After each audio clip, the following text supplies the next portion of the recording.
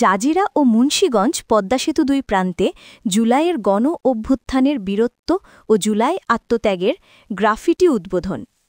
শরীয়তপুর প্রতিনিধি মেহেদী হাসানের প্রতিবেদনে পদ্মা সেতুর দুই প্রান্তে গণ অভ্যুত্থানে ২০২৪-এ শহীদের অঙ্কিত গ্রাফিটি জুলাইয়ের বীরত্ব ও জুলাইয়ের আত্মত্যাগের মুরাল উদ্বোধনে প্রধান অতিথির লেফটেন্যান্ট জেনারেল এবং স্বরাষ্ট্র উপদেষ্টা মোহাম্মদ জাহাঙ্গীর আলম চৌধুরী